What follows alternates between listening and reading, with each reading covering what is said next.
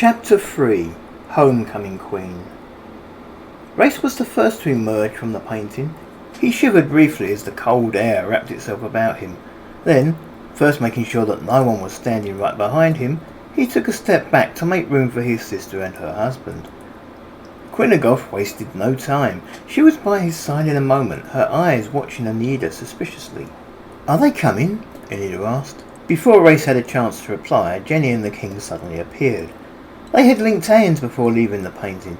For a fraction of a second they seemed to be frozen in place, Jenny's palm resting lightly against the canvas of the old painting. The king shivered. "It's cold out here." "It is," Race agreed. "Jenny!" Anida greeted. Jenny turned her head quickly. She saw her old friend and delight suddenly spread across her face. "Anida!" The two ran together and embraced. "I missed you," Anida commented. She broke from the hug and they stood apart at arm's length. "I missed you too," Jenny replied, flicking her head quickly towards her brother. "If Race hadn't come to get us, I'm doubtful we'd ever have seen them off again." "Horse and tiger, Anida, it's good to be home."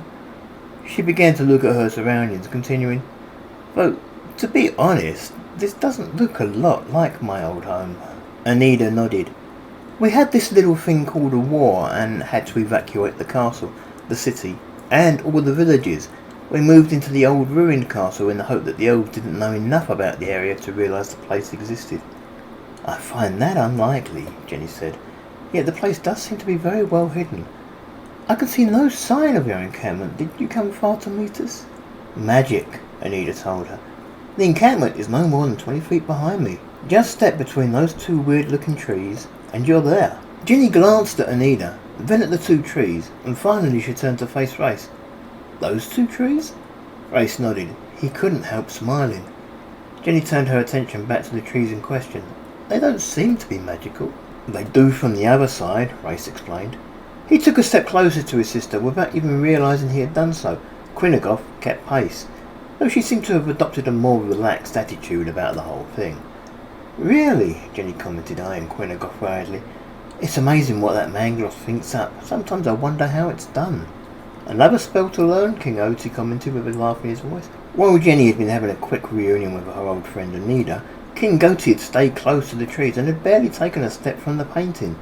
If the proximity of Gagara or Quinagoff made him in any way nervous, perhaps that nervousness was somehow tempered by the presence of Race. As it was, the king stood there next to the tree with the painting, a big smile on his face as he enjoyed watching his wife get reacquainted with her best friend. "In time, no doubt," Jenny agreed. "Anyway, what are we doing hanging around out here for? Goti, Race, let's get in there and—" Anida was shaking her head. "I have no doubt it will be safe for yourself and your husband to enter the encampment, but a sentence of death still hangs over Race's head. Too many people will have seen him arrive this time. I was hoping the king would be able to counter around the execution order." She addressed King Goti directly. "If you would talk to your two knights—" "My two knights?" King Goti asked.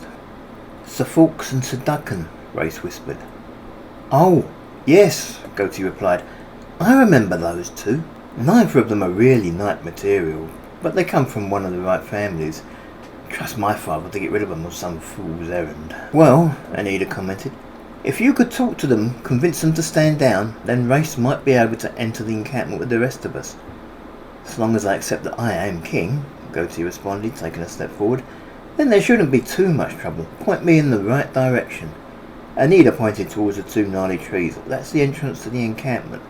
When I came out here, I left a large contingent of men there. I have little doubt they're still watching us now." The volume of her voice increased significantly, so that the men beyond the gateway could also hear as she continued. "I tried to tell them that Race was a friend, but he brought an entire flock with him, and that has put them all on edge. Where they might be willing to trust one or two, they don't want to trust an entire village."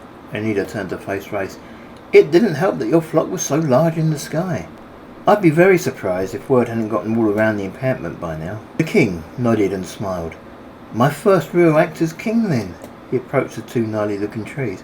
"Please be careful," Jenny called to him. Anida almost laughed. "Sweetheart, your husband has nothing to fear. He's human." Jenny coughed and nodded. The atmosphere was feeling so tight that it was easy to imagine that they were all in danger, and not just the harpies. Race approached his sister slowly and put a consoling arm around her. Then, together they watched as King Goatee approached the twin trees with slow yet determined steps. As he got closer to them, he stretched out his arms as if to show those beyond the barrier that he wasn't any kind of threat. It was also the gesture of a man who wanted to indicate that he wished to encompass everyone in the comments he was about to make.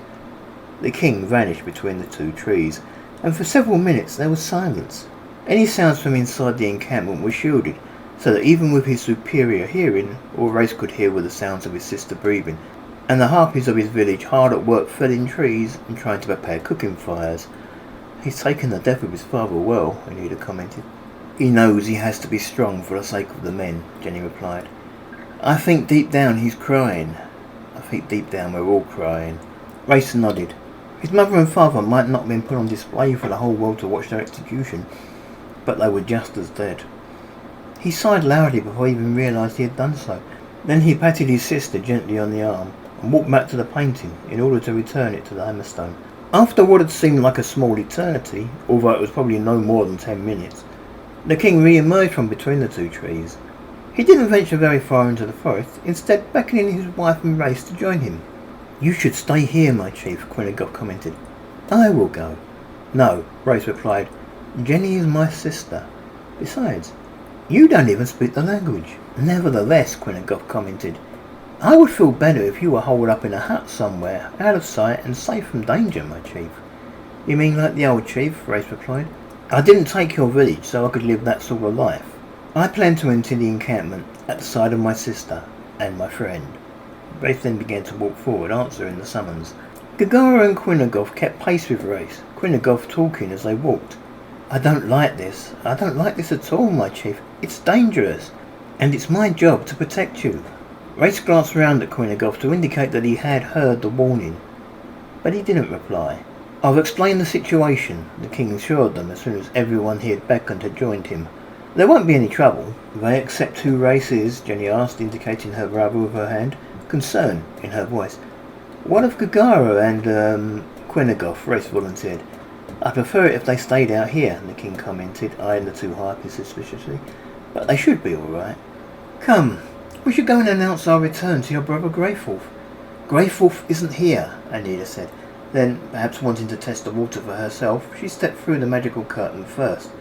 Anything else she may have been adding to her comment was lost to Race's ears. Jenny and the king wasted no more time, and they followed Anita into the encampment, and then it was Race's turn. Even with all the assurances that it was now safe for Race to enter the encampment, he still half expected to be struck down the second he crossed the barrier. He closed his eyes and took a deep breath as if he was diving into water, and then, bracing himself for the worst, he stepped across the threshold. There was a strange tingling feeling all over his body as he crossed the line. Once on the other side, he let the breath go and opened his eyes. He looked at the gathered soldiers.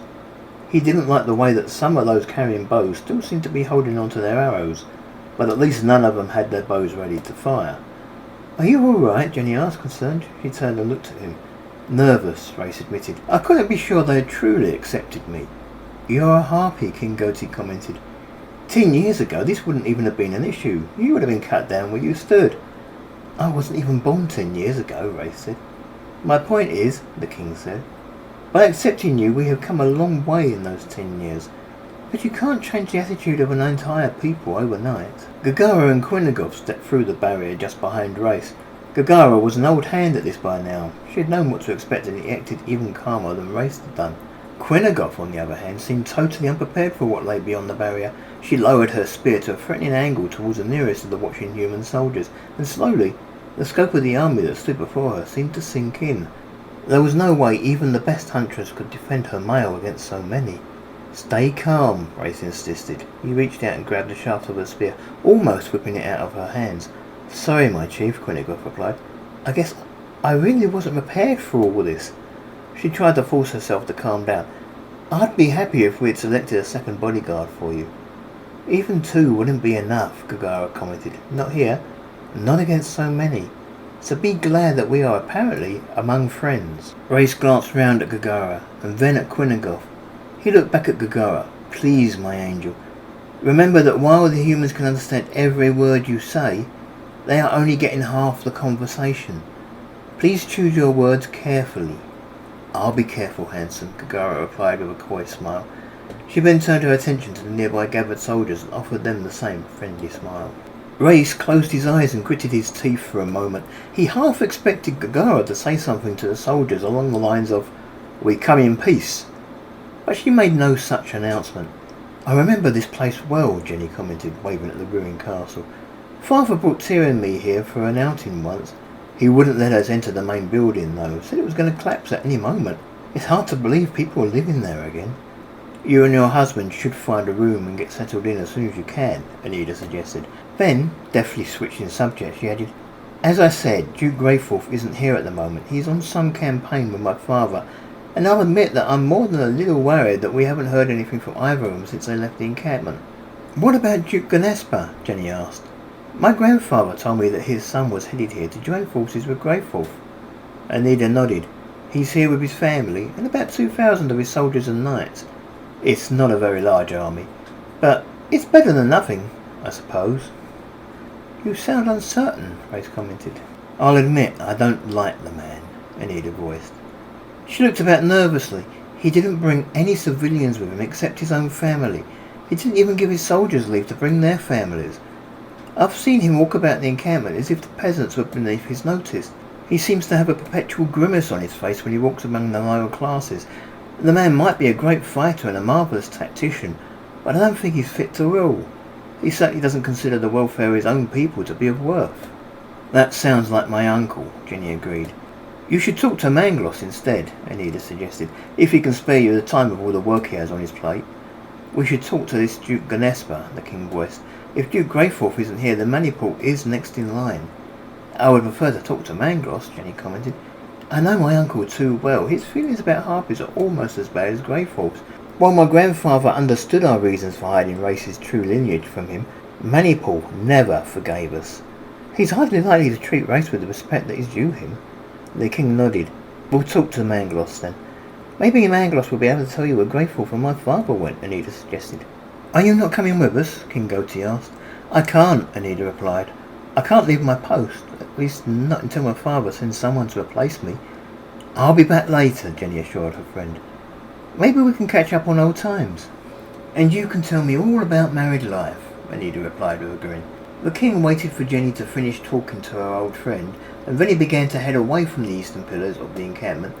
He made a beeline for the old ruined castle. Jenny kept pace with him, as did a pair of knights that had been hovering near the pillars. The two knights were wearing the king's own livery, faded and worn, the colours darkened with dirt and sweat. Race was certain that it had to be Sir Fawkes and Sir Duncan, the two knights that the old king had left at Castle Demoth, with the orders to execute Race on the spot if he ever made an appearance. The two knights did look at Race as they joined the entourage. Indeed, the expressions on their faces suggested that they would like nothing more than to cut Race and his two girls down where they stood. But neither of them reached for a weapon. They just fell into place on either side of their king, acting much as if they were his bodyguards. Race, Gagara and Quinagov followed a few feet behind. To some, this might have seemed to be a subservient role, but Race wanted people to see the king before they saw any of the harpies. He wanted people to see that he and his two girls weren't going to be a danger to them. "Long live the king!" someone shouted. "Long live King Goatee!" another announced. It wasn't long before this shout was getting around the encampment. Wherever the king stepped, the people cheered him on.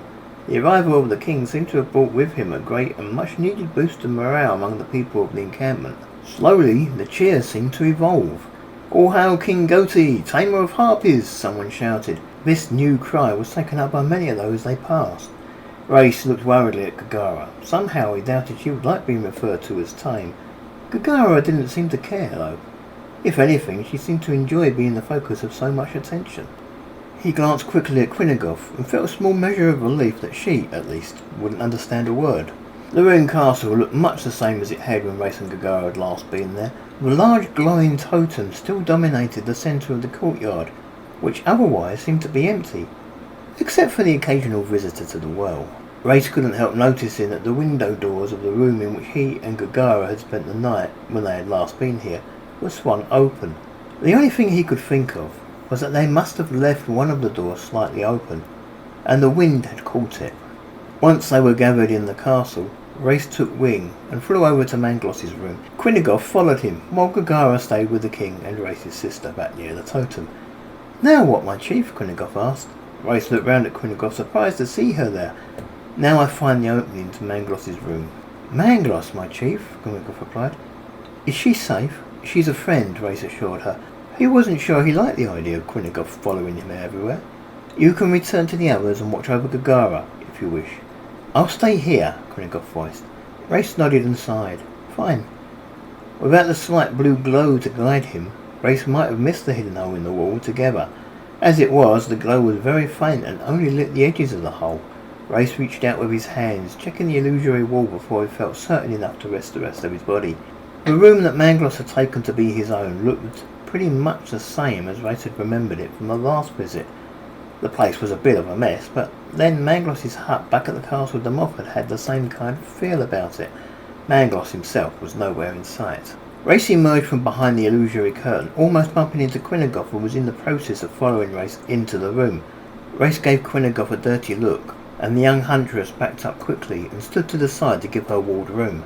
Once he had cleared the curtain, Race took wing again and returned to where King Goatee, Jenny and Gagara stood waiting for news. "He's not there. I guess he's not back yet." The king nodded. "Maybe we should go and look for him." Race looked over at the brightly glowing totem that stood in the very centre of the courtyard. Mangloss would be busy keeping the encampment safe, and Race felt it was better not to go and disturb the mage in the middle of such a task. It was already early evening. The sun was making a last-ditch attempt to keep the sky lit before it began to disappear below the horizon. Race was certain that it wouldn't be too long before Mangloss was done with his work of the day. He might even be on his way back to the castle already. "I think we should wait for him here." Jenny nodded her agreement. "Wait," the king said uncertainly. "We're not sure where he is, so we could spend hours looking for him," Race explained. "But we know he sleeps here at the castle. He has to come back sometime tonight, and will probably be here within the next hour." "Then I guess we wait," the king agreed.